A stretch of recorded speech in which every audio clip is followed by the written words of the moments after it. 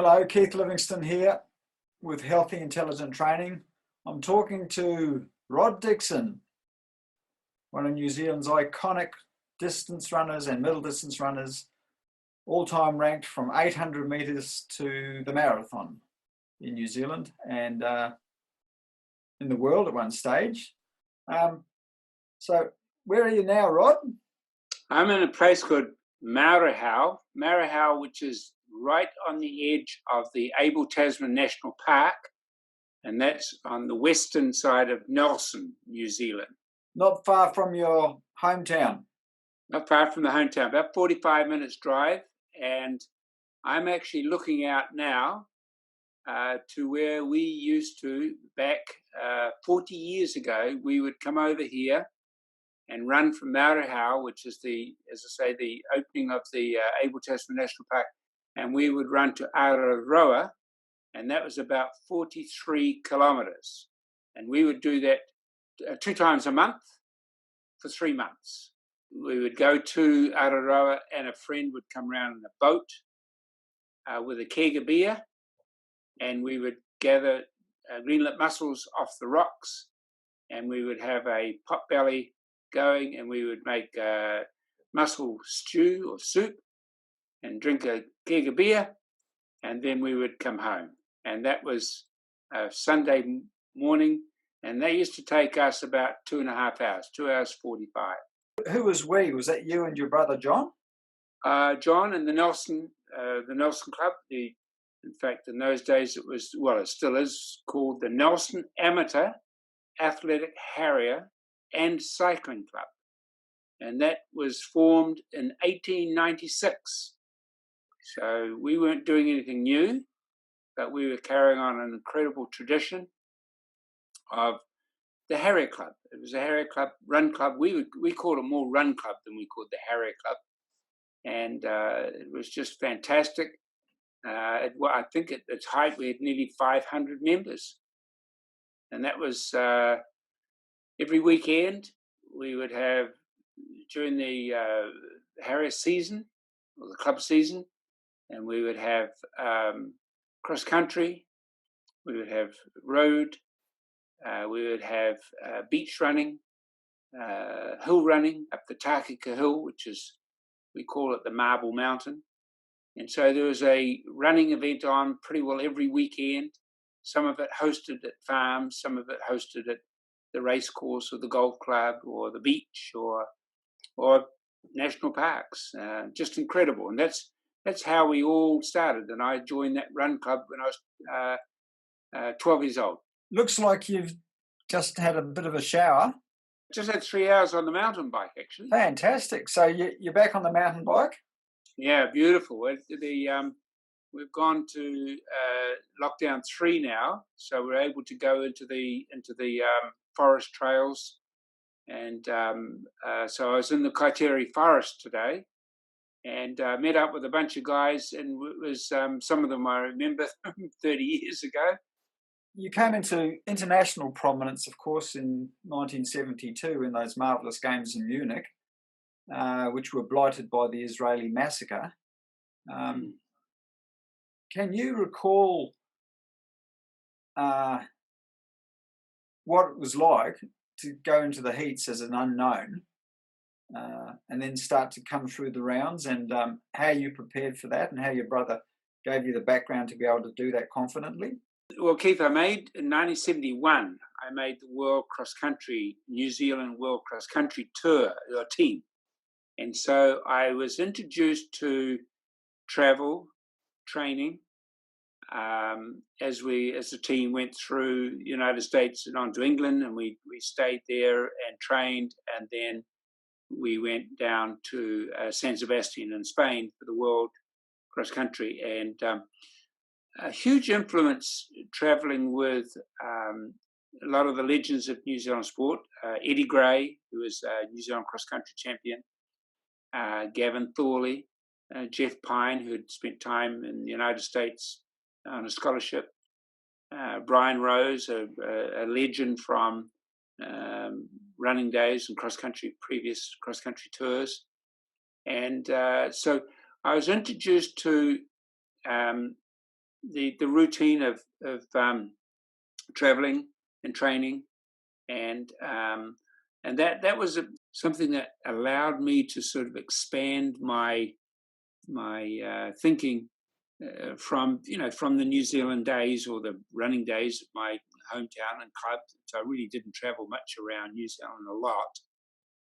So that was huge. So on returning from that, I think it was then, speaking with John, and we kind of felt, because I'd finished 10th in the World Cross Country that year. And how old were you then? I was 20. Only 20? Yeah. Barely out of juniors. Yeah, barely out of nappies. My brother, John, who was a huge influence because he really was the leader. He was club champion and trained at a level where I was allowed to head off with them, and then he would turn to me and he says, right, well, it's time for you to turn around and go back. So he kept an eye on me, allowed me to train with them, but not to the same level of intensity.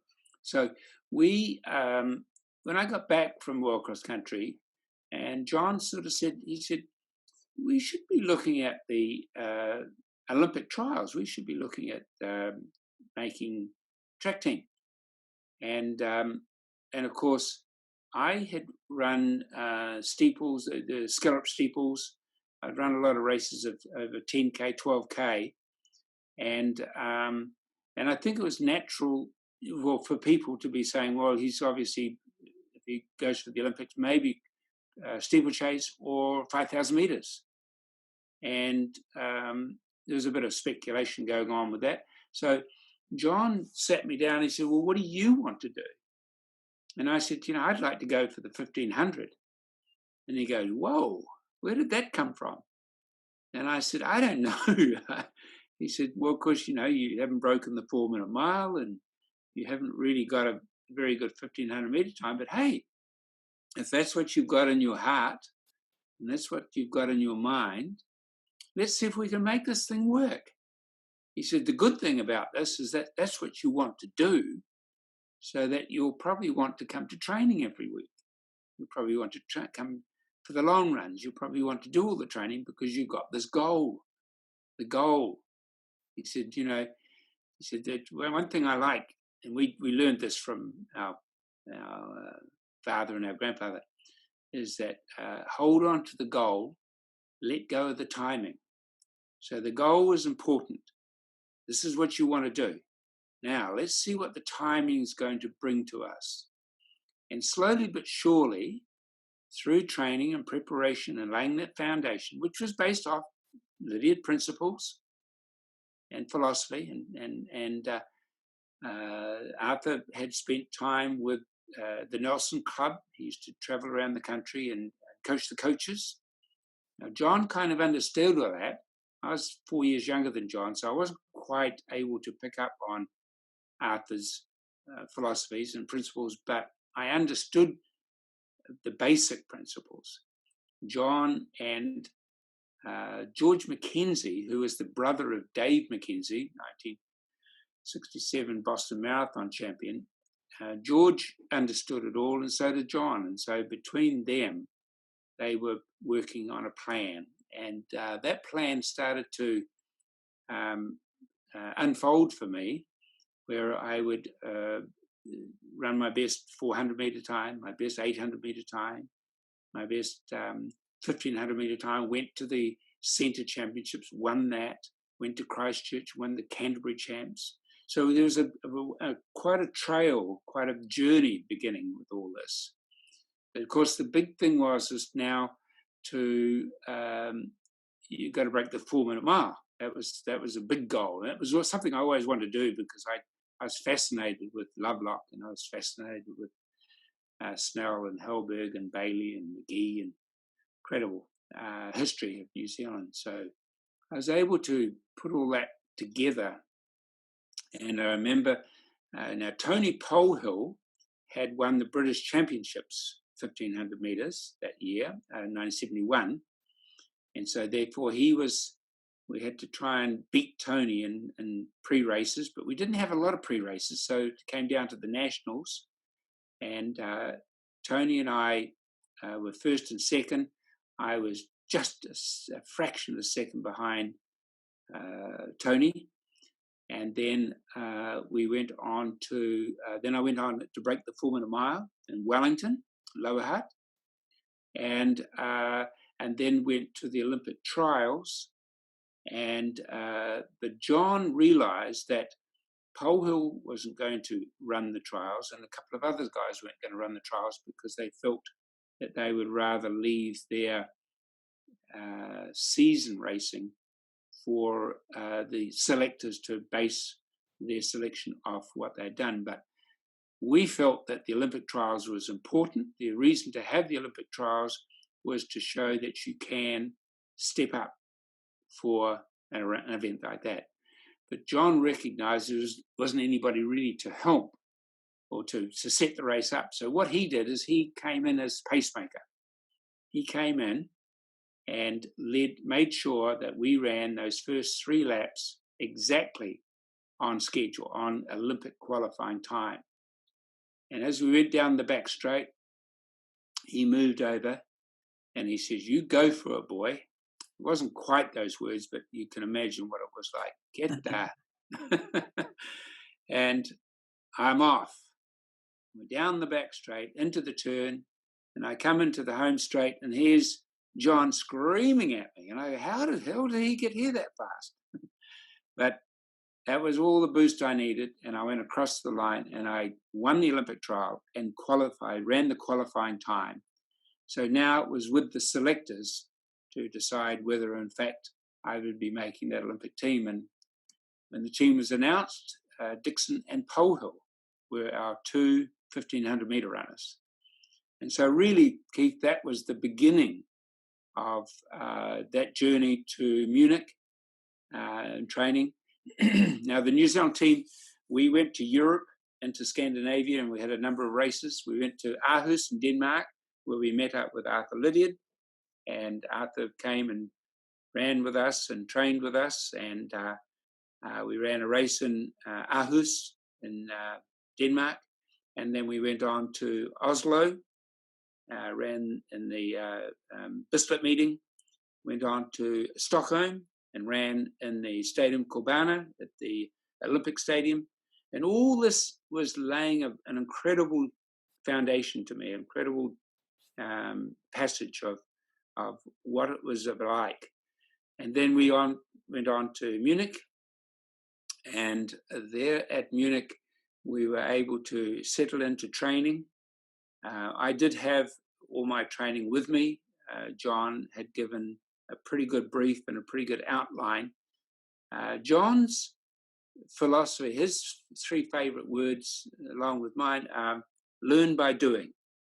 So by what I was learning, and of course in those days, Keith, we didn't have cell phones and we didn't have communication like we do now, and so you really had to try and figure it out yourself.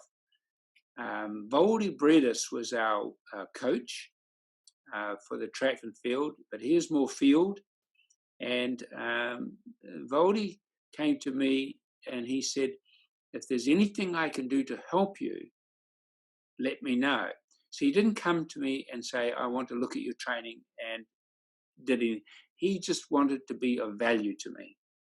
And so I would tell him what I was doing, and I said, I'm not going to go down to the track and train when all the others are training. I'm going to go down when the others are not training, because I don't need to show off, and I don't need to have them see me. And I want to do this without the pressure of having to perform in training in front of everybody.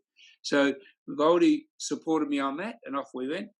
And then in my medium to longish runs, I went out with the 3 marathon runners, Terry Manners, Dave McKenzie, and Jack Foster. And I can tell you, those runs with those boys were just a lot of laughs. They weren't trying to race me. They weren't trying to They had no. They just embraced me, and once again they would get to a certain point and they'd say, "Well, that's 45 minutes for you, Dixon, and we're going on to do an hour and 10, but you're not coming with us." And they would turn me around and if I'd go back. So there's something very, very special about that. And the track training was preparing, and so I felt confident. Being in Munich was like Dixon in Wonderland. It was fantastic. And then sadly, the Black September attacked the Israeli quarters, and they were right next to the New Zealand team. We were Dick Taylor, myself, and Terry Manners shared the room right at the end, which overlooked the Israeli rooms. And I remember in the morning we looked out, and I said to Dick, I said, "Oh my gosh, there's one of the athletes over there with a balaclava on, and he's got a machine gun in his hand." We had no idea what was going on. And then within a short time, we had a knock on the door, "Get your passport, and you've got to get out of the village." So that was devastating, because we got to meet some of those Israeli athletes as we would go to lunch or breakfast or dinner. We got to know them. They were right next to us. And then unfolded the tragedy. And of course, Avery Brundage and the team and his Olympic committee were considering cancelling the games. And the Israelis said, "No, you do not cancel the games. We live with the threat of terrorism. We live with the threat of this all our lives. And those lives lost will be in vain if the games are cancelled and we give in to terrorism." And so, in a sense, we were all running for the spirit of the Israelis. And there was something about that as I lined up for the first heat and went through to the semi-final and went through to the final. Something very special. And of course, Tony Polhill, my teammate, also made the final. And that was extraordinary. But it was the beginning of an incredible journey. When you were going through those rounds, your first heat, what was going through your mind about what you would do? Did you have some sage advice from John about focusing on something in particular? What was the approach there? The good thing about at the Olympic Village, we did have an area of communications hall where you could go and you could book a phone call. And so I would go in and book every day for my time. I think it was about 4 o'clock in the afternoon, or 3 or 4 o'clock in the afternoon, and that would get John in New Zealand. And we were only allowed 10 minutes, so I had to have everything written down, and we would talk. And I would give him a brief of the training, and I was able to go to the facility and send a fax to the Nelson Hospital Board, and John would get that fax, and I would have written out the training, and then he was able to analyze it. So basically, I would transcribe my diary, and then he would be able to assess it from there. And he would basically, I guess he would put it under certain headings, and he'd say, "Look, you need to do a little bit more of this. You're not doing this. These the times that I wanted you to do this are a little bit low." I said I'd go away from the track for a couple of days and go out for a long run with Dave McKenzie and Jack Foster if I was you, just nice and easy. And of course, I was able to converse with Jack and Dave, and they gave their opinion, and that was very much in line with John's anyway. So it was good. So I was able to have that balance. And so when I came to John's goal for me was let's get through to the semi-final. The first goal is to qualify for your first heat. Said, you've got a bit of a tough heat here, boy. You've got Kip Kaino, and you've got Jim Ryan. And there's only 2 of you to go through to the next round. And the 3rd fastest qualifier from that heat. And so, but he said, I would suggest you pretty well keep an eye on Kaino, and he will tend to run a race that tends to suit you. I got my speed from strength rather than my strength from speed.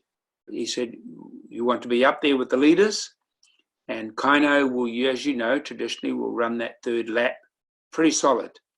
He said, I want you to be as close as you can to him so that he will bring you through. And of course, it unfolded very much like that, Keith. So through to the semi-final, I was able to speak to John again, and he said, I think this one is different because you've got a lot of the Europeans in the race who will tend to sit back. And so they'll be wanting a last 200-300 meters, 200 meters probably, it's going to be all go. So they'll be as slow as they can. But the good thing is, in my heat was Brendan Foster and a couple of guys who made it honest from the word go, and therefore it unfolded much the same as the first heat. In fact, we ran the fastest heat. The semi-final was the fastest of the 3. So, and I got through. In fact, the first heat, the first heat, I ran my personal best time, and in the second race, I ran another personal best time, and so that set me up to qualify. In fact, I won my semi-final and went on to the final, knowing that the racing was exactly towards what we had hopefully planned, or what we had planned and hopefully would happen. So it was, the good thing about it is the heat, semi and final in 3 days. So you tended to rely more on your strength than the speed.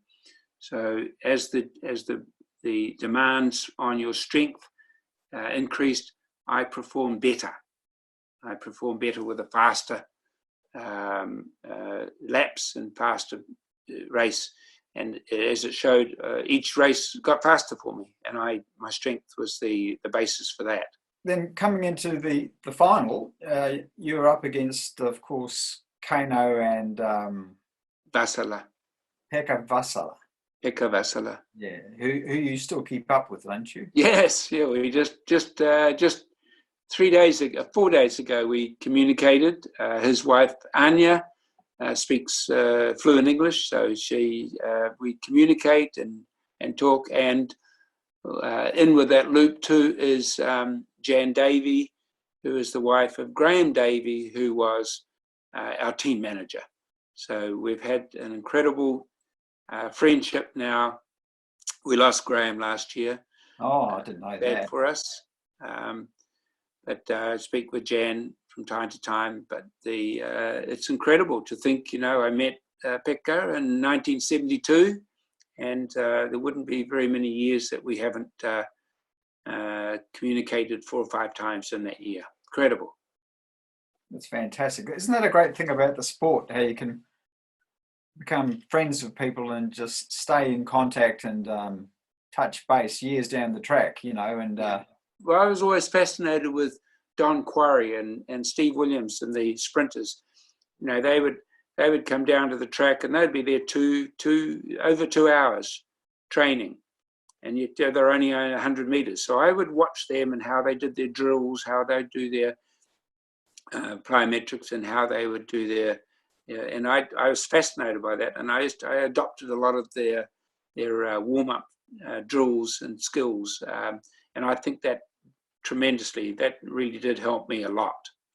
You're such a long-legged runner for a middle distance athlete.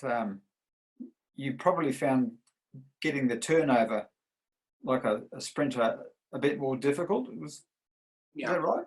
Yeah. You had to practice it? Yeah. Yes, and I did. And I remember John, he put some well, of course we call them bungee cords now, but he put them around my knees so that I would have to shorten my stride. So he wanted me to do more drills with shortened stride rather than I tended to overstride, and you'd get flat, you'd sit down. So we would do a lot of that, and he would take me down to the beach, you see. And running in the beach, you can't overstride on soft sand. You have to take shorter strides. And then he would also would run in the low tide, so that you had to pick your feet up and pick your knees up so that you didn't trip over on the 3 or 4 inches or 3 inches of water. So a lot of those drills, a lot of drills in the soft sand, driving. I think we learned a bit of that from Percy Cerati, and what Elliot did. So John was very good insofar as giving, always been open to other ideas. We didn't have, if I would come back and say, look, I saw this guy training like this, and John said, oh, it doesn't really suit you. Or I'd come back and I say, what do you think about this? And he said, oh, we like that. I like that idea. We were very fortunate that our mailman was a yoga instructor. And Mr. Streitman was he was a fascinating man, because he actually looked like Johnny Weissmuller. Remember the first Tarzan? Yeah. And beautiful, I mean, I tell you what, he'd go down our street, he'd never have to put the mail into the mailboxes, because all the housewives are out there ready to take it out of his hand. We always wanted to be like Mr. Streitman. But he was very good. He got us drills and got us doing yoga and strength work with the body. Working with the body weight. And we did have some lightweight weights to do curls and to do, but he was mainly using your own body weight, chin ups and dips and hyperextensions and yoga. And squats and doing stuff like that, which I think that really helped me tremendously. And I never phased it out. It was always part of my training, and of course very, very important as I got older to maintain that flexibility. So that's something you concentrated on. I don't know if your great friend and compatriot John Walker did much of that, though. No, John wasn't that fussed on doing that. He didn't.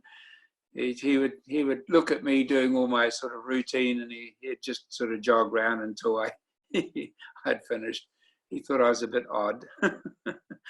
Yeah, he liked doing windmills and things like that, but any of the pose and hold or any of your Kundalini, especially some of the Kundalini move, he wasn't fussed. John was liked to be on the move. He liked to be active. He didn't really want to do any of this, a lot of the static stuff. He was something different. He was something unique and incredible. And I was very fortunate to have a lot of time with John, but realized too that he was a gift. He was incredibly gifted and talented, and quite a smart boy too, by the way. And of course, Arch Jelly, I've got a lot of respect for Arch. Arch was a very, very good coach, and he understood John better than anybody did. And of course, Arch was a school teacher, so he knew that John responded to a bit of discipline. He could tell John to do things, whereas I wasn't that receptive to discipline. I was a bit of a rebel, a bit of a probably because I had ADD. If that's the case, you've done remarkably. Was it your salvation then, the running? Yeah, my fourth grade teacher figured it out. I mean, it didn't take long for him to go through all the school, the school reports, the first 3-4 years of my life, and I mean, it was pretty common thread because we've still got them. Rodney is easily distracted, looks out the window, fidgets, disturbs others. I was not good at sitting still. But my fourth grade teacher, Graham Levisage was his name, about every 90 minutes, he'd give me a piece of paper and asked me to run across to Mrs. Anscombe across the other side of the school and take that note to her and be sure that it's 2 minutes over and 2 minutes back. So don't be dawdling. Off you go. Well, I would go out, and normally you'd take a left and go over to Mrs. Anscombe's room, but I knew in 2 minutes I could run right around the school in 2 minutes. So I would go right and run as fast as I could around the school, drop the note off and run all the way back again. And of course, I'd come in and sit down and he'd say, right, can you spell boat now? And I'd say, yes, Mr. Levisage, I can. But you see, he knew that just give me some movement, and it'll relight my thinking. Your ability to think improves with the exercise. Yeah. So he was ahead of his time then? Oh, he figured it out. He was an amazing teacher. In fact, interesting, I should roll back to we used to, you could put your bags outside the door on the first day. And then when the teacher came and opened the door, then those first in line had the choice where you can sit. And of course, I only lived about 10, 12 minutes running from the school. So I would run down with my bag, put it in, and then run back for breakfast. And then come back down later towards 8:30 to go into the classroom. And of course, I would be third or fourth, and I would go straight to the back of the class, over to the window, and take that seat, because that was perfect for me. Because you see, I could look out the window, and then all the other kids in front of me, I could make sure that I would position myself so that the teacher would never really see me, because he would never be able to look at me. And I remember that day that Graham Levisage, he said, well, welcome to Standard 3, everyone. And now I just want, where are these three boys? Adrian Kultua, Trevor Cotton, and Rodney Dixon. Where were you three boys? And we would be at the back. We'd be at the back. He said, well, I've got 3 seats for you right up the front here, you three boys. And he brought us up and he put us in the front row. Now that was devastating. I couldn't believe I had to sit at the front of the class. But he knew, he figured it out. And of course, as I said, he would give me that note and off I'd go. And I started to enjoy school. I started to enjoy class. I looked forward to going. Mr. Levisage was a huge influence on me. In fact, Keith, when I came back from Munich with Jeff Rackley, our boxer, the Nelson City, they put on a welcome home to the 2 Olympians. And I think about 20,000 people were lined Trafalgar Street, and they welcomed us home. And I was walking up the main street, waving to everybody, and I saw Mr. Levisage. And I went over to him and I said, Mr. Levisage, please don't go away. I want to see you when I come back after this is all finished. He said, I won't go away.